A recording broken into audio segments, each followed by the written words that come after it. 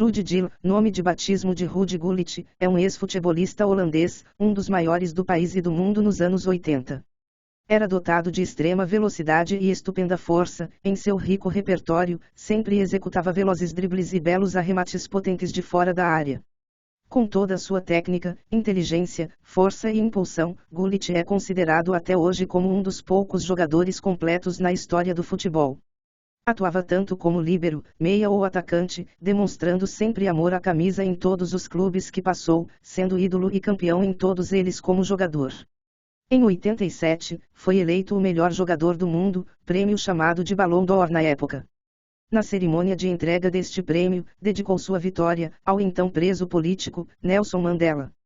Está incluído na lista da FIFA dos maiores jogadores do século XX, e ocupa a 18ª posição. De acordo com uma pesquisa online feita pela UEFA, chamada Jubileu de Ouro, ficou na 13ª posição no ranking dos melhores jogadores europeus dos últimos 50 anos. Começou no pequeno Haarlem, após ser descoberto quando jogava em um time de jovens do bairro de Jordão, em Amsterdã, o Meerboys. Foi nessa época que ele deixou de usar o sobrenome Gil, herdado de sua mãe.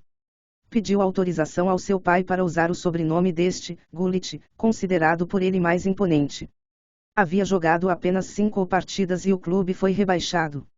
Na segunda divisão, conseguiu o título e foi eleito o melhor do campeonato. Na temporada que se seguiu, o Haarlem conseguiu, pela primeira e única vez, um lugar entre os classificados para uma Copa Europeia, ao alcançar vaga para a Copa da UEFA. Despertou a cobiça de um dos grandes clubes do país, o Feyenoord, após chegar em 81 à seleção holandesa, em virtude do título do Haarlem na segunda divisão do país.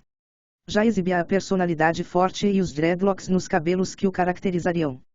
No clube de Roterdã, do qual é torcedor declarado, teve a companhia de ninguém menos que seu grande ídolo, Johan Cruyff, que veio jogar na equipe a sua temporada de despedida, a de 83-84. Foram juntos campeões holandeses e da Copa dos Países Baixos.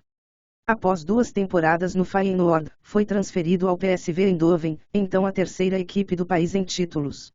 Ficaria 2 gloriosos anos no clube da Philips, sendo em ambos campeão nacional, quando recebeu proposta da Juventus.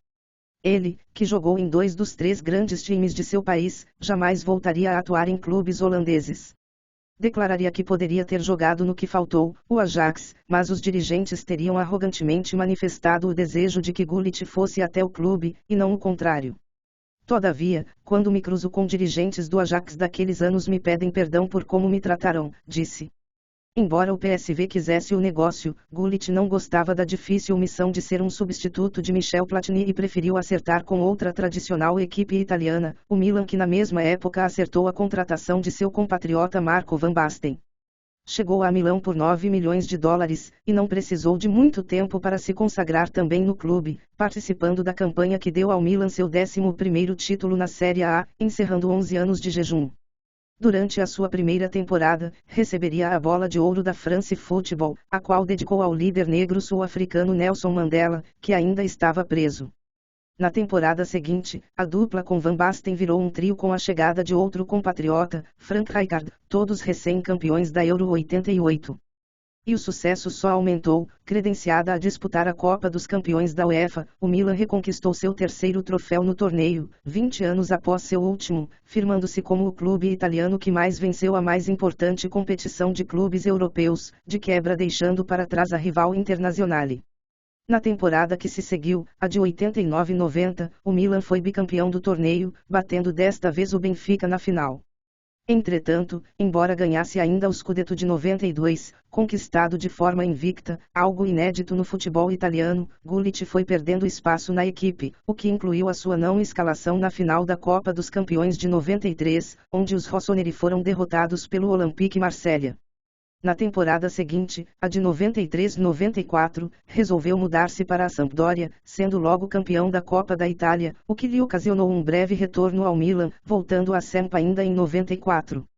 Deixou o clube de Gênova em 95. Apegado aos holofotes, resolveu transferir-se para o futebol inglês, acertando com o Chelsea a fim de mudar de vida. Eu tinha um estilo de vida como o de David Beckham e só queria voltar a ser o bom e velho Ruud. Queria poder andar na calçada e não ser perseguido toda hora. Eu queria aquela vida de volta e não havia lugar melhor do que Londres, declarou. Pela seleção, debutou em vitória sobre a Escócia no dia em que fez 19 anos. A seleção holandesa, entretanto, ainda obteria resultados ruins após a despedida da grande geração, duas vezes consecutivas vice-campeã mundial na década anterior, não se classificando para a Copa de 82, a Euro de 84 e a Copa de 86. Tudo mudaria na Euro 88. Os Países Baixos, novamente treinados por Rinus Michels, o técnico que introduzira o carrossel holandês que encantou o mundo na Copa de 74, voltava a comandar o grupo. Chegou à final contra a União Soviética e Gullit abriu o placar na final e deixou os Países Baixos novamente perto do título, coroado com o gol de Van Basten. 2 anos depois, a seleção voltava a uma Copa do Mundo após a ausência de 12 anos. Gullit e seus colegas Van Basten e Rijkaard chegaram à Copa de 90 como bicampeões da Copa dos Campeões da UEFA com o Milan e compondo o selecionado campeão europeu. A Laranja, entretanto, decepcionou, não vencendo nenhuma partida, classificou-se à segunda fase apenas como uma das melhores terceiras colocadas, novamente perdendo para a Alemanha Ocidental, nas oitavas de final. A seleção esteve novamente em alta em 92. Defendendo o título na Eurocopa daquele ano, os Países Baixos lideraram a primeira fase, voltando a vencer a Alemanha. Nas semifinais, entretanto, caiu nos pênaltis frente à futura campeã, a Dinamarca. Jogou por seu país por mais 2 anos. Acabou deixado de fora da Copa de 94 por demonstrar personalidade contra os pensamentos do técnico Dick Advocaat. E para finalizar esse breve resumo sobre a carreira deste jogador que é considerado um dos melhores da história do futebol holandês e mundial, seguem algumas de suas conquistas individuais. Ballon d'Or, 87. Futebolista holandês do ano, 84 e 86. Artilheiro da Copa dos Países Baixos, 84, 9 gols. Chuteira de ouro dos Países Baixos, 86. Esportista holandês do ano, 87. Jogador mundial do ano pela revista World Soccer, 87 e 89. Seleção da Eurocopa, 88 e 92. FIFA 100, 2004. E foi isso, galera. Não se esqueça de se inscrever no canal e deixar o seu like para ajudar nosso trabalho. Ajude também compartilhando o vídeo com seus amigos e ative o sininho para receber notificação de novos vídeos.